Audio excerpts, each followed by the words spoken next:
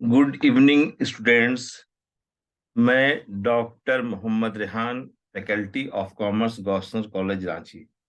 Student, आज मैं आप लोगों को गेस क्वेश्चन लिखवा रहा हूँ और सब्जेक्ट है कॉस्ट एंड मैनेजमेंट अकाउंटिंग, जो कोर कोर्स C11 है। याद रखिए, पेपर C11 है ना, सेमेस्टर 5 का है।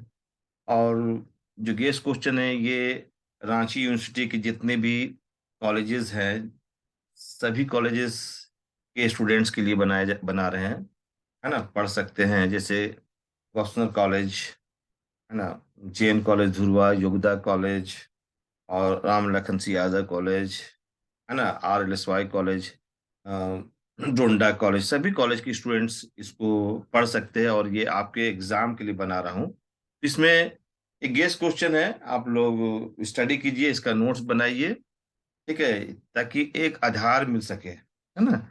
वैसे तो आप लोग को एग्जाम में थ्योरी भी आता है और प्रैक्टिकल भी आता है, आप लोग स्टडी किए होंगे, प्रैक्टिकल भी पढ़े होंगे। तो जैसा आप लोग तैयारी कीजिए। आप लोग, चूंकि आप लोगों का रिक्वेस्ट था कि सर कुछ गेस क्वेश्चन बना के दीजिए थ्योरी का, है ना। प्रैक्टिकल तो हम लोग बना लिए हैं सर, लेकिन थ्योरी का भी गेस क्वेश्चन दे दीजिए। तो इसी उद्देश्य को, आप लोगों को इसी उद्देश्य को ध्यान में रखकर मैं ये गेस क्वेश्चन तैयार किया हूँ। और आप लोग अब लिखना स्टार्ट कीजिए और इसका नोट जरूर बनाइएगा, है ना। थोड़ा सा लंबा है, ज्यादा नहीं। आपको हम तरीका सिखला देते हैं कैसे गेस क्वेश्चन बनाया जाता है, आंसर कैसे तैयार कीजिएगा। प्रैक्टिकल तो आप लोग बना दिए, इसीलिए लास्ट में हम थ्योरी दिए हैं। और सभी पेपर का थ्योरी आप लोगों को गेस क्वेश्चन के रूप में देंगे, जैसे प्रिंसिपल्स ऑफ मार्केटिंग का, इंटरनेशनल बिजनेस का। थोड़ा सा लेट हो गया, हमारा तबीयत ठीक नहीं था, इसीलिए हम नहीं बना पाए थे। तो अभी बना रहे हैं, सेमेस्टर 4 में भी तो हम आपको बना के दिए थे, उसमें बहुत कुछ आप लोगों को हेल्प भी हुआ था, है ना। तो कुछ पढ़िए, आज का डेट बताइए। आज का डेट है 26 तारीख, है ना। 26 मार्च, 26 मार्च 2023। और ये गेस क्वेश्चन है बना रहा हूँ, गेस क्वेश्चन बना रहा हूँ, ठीक है।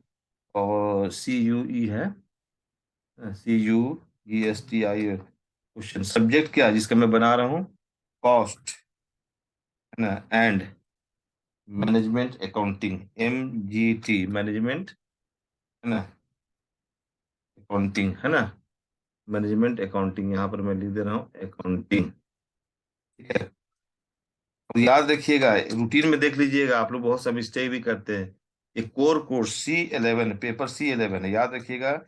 पेपर, है ना, C11 है, ठीक है। तो सबसे पहला क्वेश्चन लिखिए, क्वेश्चन नंबर 1, है ना। क्वेश्चन नंबर 1 देखिए, मैं लिखवा रहा हूँ। क्वेश्चन नंबर 1 लिखिए। क्वेश्चन नंबर 1 में लिखिए, मैं डिक्टेट कर रहा हूँ, व्हाट इज कॉस्ट अकाउंटिंग। ये क्या है? व्हाट इज कॉस्ट, है ना, अकाउंटिंग। कॉस्ट अकाउंटिंग से आप क्या समझते हैं, है ना। What is cost accounting, question mark. What is cost accounting, के बाद क्वेश्चन मार्क के बाद आगे आप लोग लिखिए, डिस्कस इट्स, है ना, discuss its objects, comma, nature, comma, characteristics and importance, है ना। मैंने क्या क्या दिया आपको पढ़ने के लिए, क्या क्या क्या चीज का डिस्कशन करना है। तो कॉस्ट अकाउंटिंग का ऑब्जेक्ट्स क्या है, उद्देश्य क्या है ना। ऑब्जेक्ट्स क्या है? एक, नेचर, है ना, नेचर क्या है, और कैरेक्टरिस्टिक्स क्या है, उसका इंपॉर्टेंस क्या है। तो ये इतना लंबा क्वेश्चन नहीं आएगा आपको, ये मैं थोड़ा बढ़ा के दिया हूँ। ये आप पढ़ लीजिए, आएगा तो भी ठीक है, फिर भी नॉलेज तो हो जाएगा। आप पढ़िएगा तो बेकार नहीं जाएगा। ऑब्जेक्टिव्स को जानना चाहिए, इसका उद्देश्य क्या है, इसका नेचर क्या है, इसका स्कोप क्या है, इसका इम्पोर्टेंस क्या है। अब देखिए, इतना लंबा क्वेश्चन तो आएगा ही नहीं आपको। मैंने एक आधा घंटा के अंदर में लिखना है एक क्वेश्चन का आंसर, तो उसी हिसाब से छोटा क्वेश्चन, जैसे what is cost accounting, what are the objectives of cost accounting, ये क्वेश्चन बन सकता है। या what is cost accounting, what are the importance of cost accounting, ये भी एक क्वेश्चन बन सकता है। व्हाट इज कॉस्ट अकाउंटिंग, है ना, व्हाट आर इट्स कैरेक्टरिस्टिक्स, ये भी बन सकता है। तो अगर हम पढ़ लेते तो मेरा बेकार तो जाएगा ना, पढ़ लीजिएगा, है ना। और आप लोग क्या कीजिए, मैं एक तो तरीका बताता हूँ, आप लोग इसका आंसर तैयार करते हैं ना, आप यहाँ पर से ऐसा लिख दीजिए, ऐसा लाइन खींचिएगा कॉपी में, और देखिए उसमें ऐसा कीजिए, ऐसा लाइन खींच दीजिए कॉपी में, है ना। एक तरफ देखिए कितना खाली पॉइंट याद रखिए ना, पॉइंट में जैसे कि यहाँ पर एक तरफ आप लिख दीजिए, आप सबको एक जगह कलेक्ट कीजिए, इसका ऑब्जेक्टिव्स को लिखिए, इसका लिखिए, नेचर को लिखिए, फिर क्या है आपका कैरेक्टरिस्टिक्स को लिखिए, है ना, इसका इंपॉर्टेंस को लिखिए। तो जैसे यहाँ पर देखिए हम लोग इसी तरह से पॉइंट को याद करते थे, इसका लाभ हमको, है ना, पॉइंट, पॉइंट जो है ना दिक्कत नहीं करता था। जैसे कि एक तरीका, कॉपी खोलिएगा, यहाँ लिखना स्टार्ट कीजिए, क्या लिखिएगा, जैसे है कि ऑब्जेक्टिव्स, ऑब्जेक्ट्स को एक जगह लिखिए, ऑब्जेक्ट्स का पॉइंट लिख लीजिए, ऑब्जेक्ट्स, देखिए ऑब्जेक्ट्स, इसको मैं क्लास में भी सिखला हूँ ना, ऑब्जेक्ट्स क्या है, उसका उद्देश्य क्या है ना, नेचर पूछे तो नेचर लिख लीजिए, ऐसे स्टडी करना चाहिए नेचर। उसके बाद क्या है, एक पेज में इसको रखिए, है ना, कैरेक्टरिस्टिक्स, कैरेक्टरिस्टिक्स, कैरेक्टरिस्टिक्स हो गया, है ना, जैसे कैरेक्टरिस्टिक्स हो गया। अब और क्या है, इंपॉर्टेंस, तो एक इंपॉर्टेंस का कॉलम बना दीजिए, इंपॉर्टेंस, है ना, इंपॉर्टेंस को एक कॉलम। अब क्या हुआ, जितना पॉइंट है, पहले ऑब्जेक्टिव, जितने कॉस्ट अकाउंट का ऑब्जेक्टिव को, है ना, यहाँ पर आप लिखा ली पॉइंट, पॉइंट लिखिए, 1 number, 2 number, 3 number, 4 number, 5 number, जितना पॉइंट आप स्टडी की नोट्स बनाए हैं, अभी है टाइम, एक दिन में बेहतरीन नोट्स 2 घंटा में बन जाएगा। आप तैयार कीजिए ऐसे, आठ आठ ऑब्जेक्ट्स मान के चलिए, तो 8 ऑब्जेक्ट्स लिखिए, अगर 10 ऑब्जेक्ट्स तो पॉइंट लिखिए, और उस पॉइंट को एक बार पढ़कर समझ लीजिए, रटना नहीं है। उसी प्रकार नेचर का भी आप बना लीजिए, नेचर का भी पहला पॉइंट हो गया, है ना, फिर हो गया आपका दूसरा पॉइंट हो गया, फिर तीसरा हो गया, है ना, फिर आपका चौथा पॉइंट हो गया। इस तरह से आप जो है, आप भरते जाइए, है ना, अभी घर में तैयारी ऐसे कीजिए, उसी तरह कैरेक्टरिस्टिक जो भी होगा इस सबको भरते जाइए, 1 2 3, 1 हो गया, 2 हो गया, 3 हो गया, ऐसे पढ़िए, है ना। तो अब जैसे एग्जांपल मैंने बता दिया, सब पॉइंट को लिख लो, पॉइंट को समझ लो, रटना नहीं है। इंपॉर्टेंस क्या है, कॉस्ट अकाउंटिंग का इंपॉर्टेंस क्या है, अच्छा क्वेश्चन है, तो है ना, ठीक है, ये भी बहुत बेहतरीन क्वेश्चन है, ठीक है, इसको कर लो। इस तरह से एक आप नोट्स तैयार कीजिए, जिसमें एक पेज में रहेगा, और सब आप देखते रहिए, इस ऑब्जेक्टिव क्या है, नेचर क्या है, कैरेक्टरिस्टिक्स क्या है, इंपॉर्टेंस क्या है। हम लोग जब पढ़ते थे तो हम इसी तरह से एक पन्ना में सबको सामने रखते थे, एक टेबल के रूप में, और सब हम कंपेयर करते रहते थे और याद हो जाता था, है ना। और सबसे इंपॉर्टेंट है पॉइंट को समझना, रटते नहीं थे, पॉइंट हम लोग याद कर लिए और हो गया। आज भी हमारा पढ़ाने का स्टाइल है कि पॉइंट को हम समझ लेते हैं और बाद में एक्सप्लेन करते हैं, ठीक है ना। तो समझना ज्यादा जरूरी है, पॉइंट याद रहेगा ना तो आप समझ सकते हैं, और वहां तो आंसर अपने शब्दों में लिखना है। तो पहला क्वेश्चन मैंने क्या बताया, व्हाट इज कॉस्ट अकाउंटिंग, है ना, question mark, discuss it's objectives, nature, characteristics and importance. तो इसको तैयार करो, है ना, ठीक है। या आपसे ऐसे ही पूछ सकता है, ये सब क्वेश्चन बहुत अच्छा क्वेश्चन जो इस बार हम टेस्ट में दिए भी थे, कि कॉस्ट अकाउंटिंग क्या होता है, जैसे ऐसे पूछेगा, what is cost accounting, what is, है ना, कॉस्ट अकाउंटिंग, कॉस्ट अकाउंटिंग क्या होता है, व्हाट इज कॉस्ट अकाउंटिंग, ठीक है।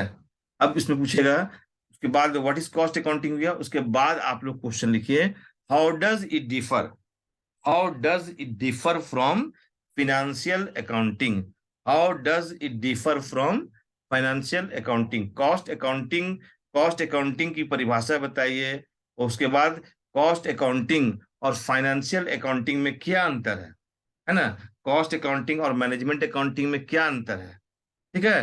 अगर टाइम मिलता तो कॉस्ट अकाउंटिंग, मैनेजमेंट अकाउंटिंग में अंतर पढ़ लीजिए, या कॉस्ट अकाउंटिंग और फाइनेंस, देखिए इसको जरूर तैयार कीजिएगा, what is cost accounting, how does it differ from financial accounting, what is cost accounting, how does it differ from financial accounting, cost accounting क्या है, how does it differ from financial accounting, है ना, how does it, है ना, differ from, है ना, from क्या है, फाइनेंशियल अकाउंटिंग। फाइनेंशियल अकाउंटिंग से क्या डिफर कर रहा है ना, नहीं दोनों में डिफरेंस बताना है, डिफरेंस को बताना है, how does differ from financial financial accounting. देखिए मैं सब तो नहीं लिखूंगा, आप लोग थोड़ा सा ऑडियो को सुन के लिखिए, है ना। इस तरीके से आपको बनाना है। अब जैसे क्वेश्चन नंबर 2 लिखिए, क्वेश्चन नंबर 2। देखिए क्वेश्चन नंबर 2 भी हमने टेस्ट में दिया था। What do you understand by, question number 2 है, what do you understand by, what do you understand by element of cost. लिखिए आप लोग, what do you understand by element of cost, question mark, है ना। Explain in detail, यानी कि element of cost को बताना है, एलिमेंट ऑफ कॉस्ट को डिटेल से बताना है, ठीक है। अब क्वेश्चन नंबर 3 लिखिए, क्वेश्चन नंबर 3 लिखिए आप लोग, this what is inventory control, what is inventory control कहिए या मटेरियल कंट्रोल कहिए, है ना। What is inventory control, what are its objects. Question number 3 क्या मैंने बोला, what is inventory control, question mark, what are its objects, है ना, ठीक है। और इसी क्वेश्चन को दूसरे तरीके से पूछ सकता है कि इन्वेंट्री कंट्रोल क्या है, उसके ऑब्जेक्ट्स को बताना। एक तो ये बात हो गया, what is inventory control, what are its objects, इसके उद्देश्यों को बताइए। या ऐसे भी क्वेश्चन पूछ सकता है, डिस्कस, आप कॉपी में लिखे, discuss the different methods of, discuss the different methods of pricing the issues of materials, discuss the different methods of pricing the issues of materials and their suitability, है ना।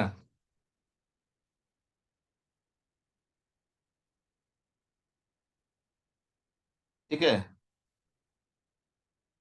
ठीक है, क्या क्या आप लिखे, discuss the different methods of pricing the issues of materials and their suitability, stop, also discuss their merits and demerits, also discuss their merits and demerits। आपका तो डिफरेंट मेथड तो आप जान रहे हैं, लिफो है, फीफो है, ईफो है, मीफो है ना, ये सारे मेथड्स हैं, तो उसका मेरिट्स और डिमेरिट्स क्या है ना। तो चलिए एक बात होगी, आप क्वेश्चन नंबर 4 लिखिए, क्वेश्चन नंबर 4, क्वेश्चन नंबर 4 लिखिए, what do you understand by overhead, है ना। क्वेश्चन नंबर 4 क्या है, what do you understand by overhead, question mark, give its classification, give its classification. Question number 4 क्या है, what do you understand by overhead, है ना, question mark, give its classification. अब आइए क्वेश्चन नंबर 5 में, question number 5 है, what is machine hour rate, क्या है, what is machine hour rate, है ना। मशीन आवर रेट से आप क्या समझते हैं या किसको कहते हैं, उसके बारे में आपको बताना, what is machine hour rate, ठीक है, question mark. How is it determined, how is it determined, कैसे निकाला जाता है, डिटरमाइंड, DETER, डिटरमाइंड, ये कैसे निकाला जाए, मशीन आवर रेट निकालने का क्या मेथड है, क्या प्रोसेस है, उसको बताना है, और इसके मेरिट्स को बताना है। डिस्कस इस, ठीक है, ठीक है। अब लिखिए, discuss it's merits and demerits, है ना। मशीन आवर रेट से आप क्या समझते हैं, what is machine hour rate, how is it determined, and discuss it's merits and demerits, ठीक है ना, कंप्लीट हो गया। अब इतना लंबा तो आपसे नहीं पूछेगा, पूछेगा कि अगर पूछ सकता कि मशीन आवर रेट क्या है, इसका मेरिट क्या है या डिमेरिट्स क्या है, दोनों में से एक ही बात ना होगा, लेकिन पढ़ रहे हैं तो थोड़ा सा एक स्टेप और समझ लीजिए कि what is machine hour rate, question mark, how is determined, यानी कैसे मशीन आवर रेट निकाला जाता है, उसका कैलकुलेशन क्या है, और एंड और उसका मेरिट्स और डिमेरिट्स क्या है, ठीक है, इसको पढ़ लीजिएगा। क्वेश्चन नंबर 6, क्वेश्चन नंबर 6 जो है, आप बताइएगा, व्हाट इज, क्वेश्चन नंबर 6 लिखिए, what is a cost sheet, cost sheet किसको कहते हैं, and why it is prepared, है ना, what is a cost sheet and why it is prepared, cost sheet से आप क्या समझते हैं और कॉस्ट शीट क्यों बनाया जाता है, इसका हिंदी हुआ। और question mark, what is a cost sheet and why it is prepared, question mark. What are its advantages, इसके क्या लाभ है, कॉस्ट शीट का क्या महत्व लाभ है, कॉस्ट शीट क्या होता है, कॉस्ट शीट क्यों बनाया जाता है और इसके लाभ क्या है। ठीक है, नेक्स्ट क्वेश्चन में आइए।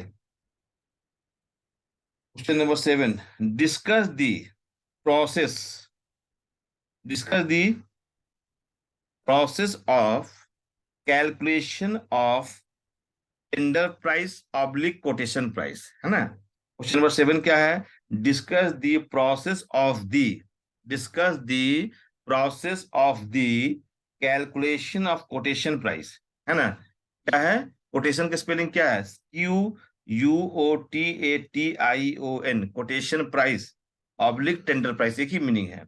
Discuss the process of the calculation of quotation price, quotation price कैसे निकाला जाता है बताइए, है ना। तो बताया गया था आपको, क्लास में पढ़ाए थे, कोटेशन प्राइस क्या होता है और कैसे निकाला जाता है। ठीक है, नेक्स्ट क्वेश्चन नंबर 8 आइए, क्वेश्चन नंबर 8। 8, क्वेश्चन नंबर 8 है, what is contract account. What is contract account, contract account क्या है, व्हाट इज कॉन्ट्रैक्ट अकाउंट। ठीक है, कॉन्ट्रैक्ट अकाउंट क्या है, question mark. What important point should be borne in mind regarding calculation of profit, इसके बाद लिखिएगा, व्हाट इज कॉन्ट्रैक्ट अकाउंट के बाद लिखिएगा, what important point should be, what important point should be borne in mind regarding calculation of profit. यानी contract, पहले तो बताइए कॉन्ट्रैक्ट अकाउंट क्या है, उसके बाद आपको बताना है कि कॉन्ट्रैक्ट अकाउंट में, है ना, प्रॉफिट निकालते समय, है ना, प्रॉफिट निकालते समय किन किन बातों को ध्यान में रखा जाता है, या प्रॉफिट कैसे निकाला जाता है। ठीक है ना, टाइप्स ऑफ कॉन्ट्रैक्ट पढ़ लीजिएगा। तो आपको बताना है कि कॉन्ट्रैक्ट अकाउंट क्या है और कॉन्ट्रैक्ट अकाउंट के अंतर्गत प्रॉफिट का कैलकुलेशन, है ना, कैसे किया जाता है ना। तो मैंने आपको पढ़ाया था, डिफरेंट डिफरेंट कंसेप्ट बताया था ना, प्रॉफिट कैसे निकाला जाता है। एक चीज और पढ़ लीजिएगा इसमें कि प्रैक्टिकल चैप्टर तो आएगा ही इसमें, वेरी इंपॉर्टेंट चैप्टर है contract account. Okay, question number 9 लिखिए, फिर से रिवाइज कर दे, question number 8, what is contract account, question mark, है ना, what important point should be borne in mind regarding calculation of profit. अब क्वेश्चन नंबर 9 आइए, ठीक है, 9 नंबर क्वेश्चन आइए, what do you understand by process, है ना, what do you mean by process accounts, what do you mean bye, क्या लिखवा है, what do you, what do you mean bye, what do you mean by process, process, what do you mean by process accounts, process account से क्या समझते हैं, process account से आप क्या समझते हैं, क्वेश्चन मार्क, है ना। उसके बाद, उसके बाद देखिए, discuss its objects and principles, है ना, discuss it's objectives and principles है ना, डिस्कस इट्स ऑब्जेक्ट्स, ऑब्जेक्ट का spelling OBJECTS, objects and principles, माने इसका उद्देश्य क्या है, प्रोसेस अकाउंट क्यों बनाया जाता है, पहले बताइए प्रोसेस अकाउंट होता है क्या, एक बात। उसके बाद बताइए कि प्रोसेस अकाउंट बनाने का ऑब्जेक्टिव्स क्या है, इसका उद्देश्य क्या है, और बनाने का प्रिंसिपल्स मतलब सिद्धांत क्या है, कैसे बनाया जाता है प्रोसेस अकाउंटिंग, मेथड्स क्या है, इसके सिद्धांत को बताना है, प्रिंसिपल्स को बताना है।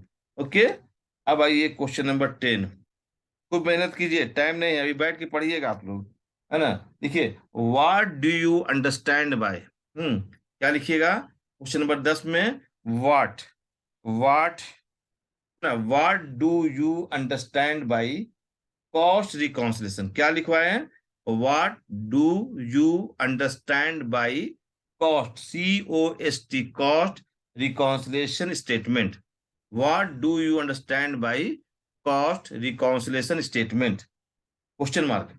Discuss the causes of difference between costing profit and financial profit, profit. फिर से मैं एक बार बोलता हूं, ध्यान से सुनिएगा। What do you understand by cost reconciliation statement, question mark हो गया। Discuss the causes of differences, discuss the causes of difference between costing profit and financial profits. मतलब है कि कॉस्ट रिकॉन्सिलिएशन स्टेटमेंट्स क्या होता है। और इसमें बताइएगा कि जो कॉस्टिंग प्रॉफिट और फाइनेंशियल प्रॉफिट दोनों में डिफरेंस होने के क्या कारण है, इसको मैंने क्लास में पढ़ाया था, है ना। एक होता है बैंक रिकॉन्सिलिएशन स्टेटमेंट, जो आप इंटरमीडिएट में पढ़े होंगे, है ना। कॉमर्स के स्टूडेंट जो होंगे वो आईक्यू में पढ़े होंगे बैंक रिकॉन्सिलिएशन स्टेटमेंट, वो अलग चीज है। और ये कॉस्ट रिकॉन्सिलिएशन स्टेटमेंट है, दोनों है। और कॉस्ट रिकॉन्सिलिएशन स्टेटमेंट क्या होता है, क्यों बनाया जाता है ना। यह कॉस्टिंग कॉस्ट अकाउंटिंग प्रॉफिट जो होता है, कॉस्टिंग प्रॉफिट और फाइनेंशियल प्रॉफिट में डिफरेंस क्यों है, इसके क्या कॉजेज होते हैं, उसको भी आप बताइएगा। ठीक है। चलिए अब आइए क्वेश्चन नंबर 11 में। क्वेश्चन नंबर 11, क्वेश्चन नंबर 11 ये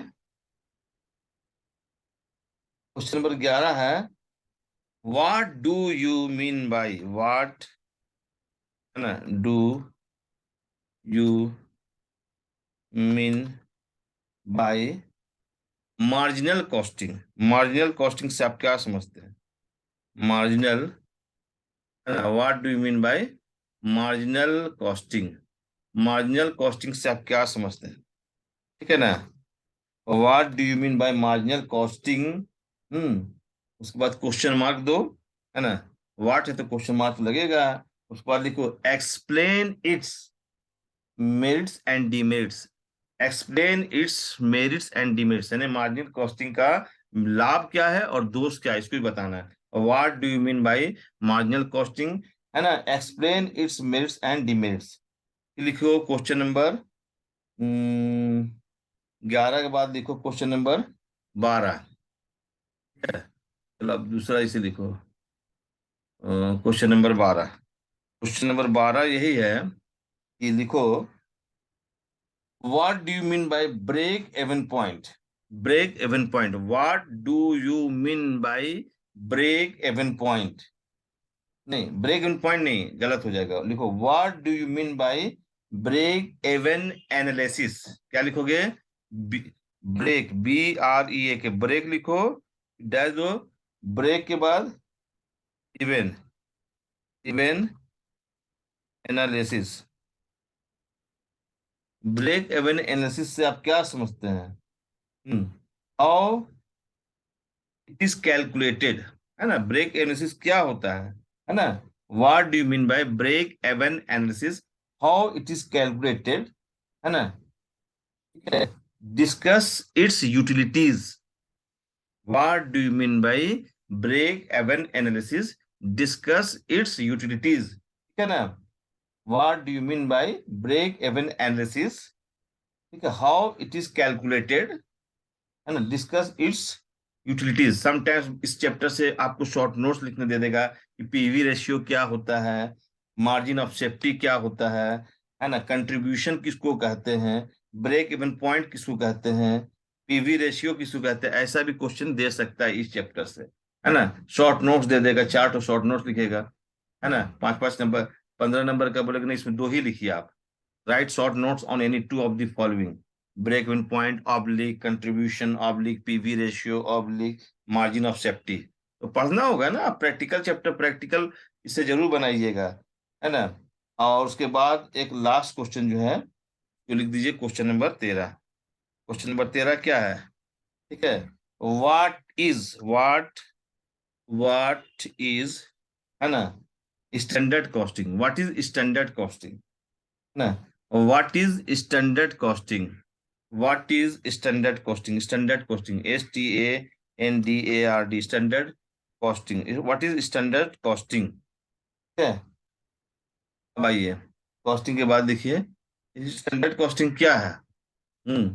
और स्टैंडर्ड कॉस्टिंग बाद देखिए आप यहाँ पर, एक्सप्लेन इट्स मेरिट्स, है ना। इसके मेरिट्स क्या है, explain it's merits and objects, इसके गुण को बताइए, इसके लाभ को बताइए और इसके उद्देश्यों को बताइए। यानी स्टैंडर्ड कॉस्टिंग क्या है और उसके क्या क्या, है ना, उसके क्या क्या लाभ है।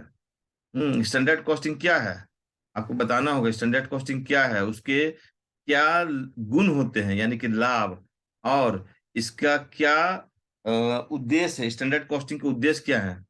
तो थ्योरी पढ़िए। और एक चीज याद रखिए, जब भी प्रैक्टिकल बनाना हो तो सबसे पहले थ्योरी पढ़िए। थ्योरी पढ़िएगा तो समझ में आएगा प्रैक्टिकल, है ना। इंपॉर्टेंट चैप्टर जो है मैं लिख दे रहा हूँ आपका एग्जाम के लिए। इंपॉर्टेंट चैप्टर, ठीक है। इंपॉर्टेंट चैप्टर्स जो है, क्योंकि सब तो अभी करना है ना, कम समय है ना। तो आप जो पूछ रहे थे, तो मेरे हिसाब से एक जो है कॉस्ट शीट है। कॉस्ट शीट जो है, जो मैं पढ़ाया था, एंड कोटेशन प्राइस, दोनों में से एक तो आना ही आना, इसको एकदम मत छोड़ो। QUO, है ना, कोटेशन प्राइस, इसको खूब बढ़िया से कर लो। ये कंफर्म है, आता ही आता है हर साल। दूसरा पढ़ लो तुम कॉन्ट्रैक्ट। Contract, contract. और तीसरा पढ़ लो process account, process, process account, ठीक है। चौथा पढ़ लो रिकॉन्सिलेशन स्टेटमेंट, रिकॉन्सिलेशन, रिकॉन्सिलेशन मैंने कॉस्ट रिकॉन्सिलेशन, है ना। इंटरमीडिएट वाला नहीं बोल रहे, reconciliation, reconciliation statement, reconciliation statement हो गया। और उसके बाद पढ़िए पांचवा नंबर आप, है ना, ये जो ब्रेक इवन एनालिसिस है ना, उसको पढ़ लीजिए। ब्रेक, कम समय है ना, अभी ज्यादा आपको नहीं दे सकते, इतनी ही पढ़ लीजिए। ये मेरा गेस चैप्टर है, इसमें जो आ जाए आप उसको लिखिए, है ना। स्टैंडर्ड कॉस्टिंग के लिए तो उतना टाइम नहीं है आपके पास, अगर टाइम है तो पढ़ लीजिएगा, लेकिन ये 5 चैप्टर आप जरूर कीजिए, है ना। अब 5 चैप्टर कीजिएगा, कुछ थ्योरी पढ़ लीजिएगा, दोनों अच्छा मिलाइए। यदि इसमें से चारों, आपका चारों प्रैक्टिकल आता है तो चारों प्रैक्टिकल कीजिएगा। जैसे आपको बताया था ना एग्जाम में 75 मार्क्स का, तो 75 मार्क्स में कैसे क्वेश्चन पूछता, बहुत से स्टूडेंट बोला था सर क्वेश्चन दे दीजिए, लास्ट लास्ट ईयर एग्जाम नहीं ना हुआ था, तो 10 नंबर का ऑब्जेक्टिव आता है, 10 नंबर का क्या आता है, ऑब्जेक्टिव क्वेश्चन आता है ना। ऑब्जेक्टिव क्वेश्चन में ट्रू फॉल्स का दे देंगे वीडियो, है ना। और दूसरा आएगा, आपका 5 नंबर का आएगा शॉर्ट आंसर टाइप, 5 नंबर का शॉर्ट, है ना, शॉर्ट आंसर टाइप क्वेश्चंस, छोटा 5 नंबर का एक दे देगा। क्वेश्चन दे देगा, उसमें कुछ भी दे देगा, कुछ भी दे देगा, बोलेगा मटेरियल का कैलकुलेशन करो, छोटा छोटा क्वेश्चन कुछ भी दे सकता है। और तीसरा जो आएगा वो 60 मार्क्स का आएगा। कितना मार्क्स का आएगा, 60 मार्क्स का आएगा। ये लॉन्ग आंसर टाइप क्वेश्चन आएगा, long, long answer type question, समझा। आप लोग को बताते बताते थक जाएंगे, लेकिन आप मिस्टेक कर दीजिएगा। क्वेश्चन ऐसा पढ़ना है। इसमें आपको नंबर ऑफ क्वेश्चन जो, मेरे हिसाब से 6 क्वेश्चन होना चाहिए मिनिमम, 6 क्वेश्चन या 7 क्वेश्चन होना चाहिए, ताकि आप उसको बना सके, कम से कम 6। और उससे अधिक भी हो सकता है, 8 क्वेश्चन भी दे सकता है ना। उसमें से बेस्ट 4 को करना है। 6 क्वेश्चन रहेगा ना, तो आप लोग क्या कीजिएगा, उसमें से बेस्ट 4 को करना होगा, जो आपको सबसे अच्छा लगता है, बेस्ट 4 कर लीजिएगा। बेस्ट 4 कीजिएगा तो प्रत्येक क्वेश्चन 15 नंबर का होगा, तो गुना कर दो 4 से, बराबर 60 आ जाएगा, समझा। तो 60 ऐसे हो गया। तो अब है ये तरीका है क्वेश्चन पूछने का, आप लोग स्टडी कीजिए। कोई दिक्कत है तो बताइए। हाँ, व्हाट्सएप में यहाँ पर मैं अपना फोन नंबर लिख दे रहा हूँ, है ना। मैं अपना मोबाइल फोन नंबर लिख दे रहा हूँ, कोई प्रॉब्लम हो, नहीं समझ में आ रहा तो पूछ सकते हैं। मोबाइल फोन नंबर जो है मेरा, ये देखिए, है ना, 8825233836, ये मोबाइल नंबर है। और व्हाट्सएप नंबर जो है वो भी मैं लिख दे रहा हूँ, व्हाट्सएप नंबर, ठीक है। व्हाट्सएप नंबर जो है, भुला गए होंगे आप लोग, एक minute, WH8 WhatsApp number, number इसमें फोन नहीं लगेगा, सबसे पहला बात है। व्हाट्सएप नंबर लिख लो, 7321961289, ओके, ठीक है। Okay, thank you. आप बढ़िया से तैयारी कीजिए और अच्छा से अच्छा एग्जाम लिखिए। सभी स्टूडेंट को पहले से एडवांस में मुबारकबादी देते रहे, अच्छा से लिखना है, ठीक है। Okay, thank you.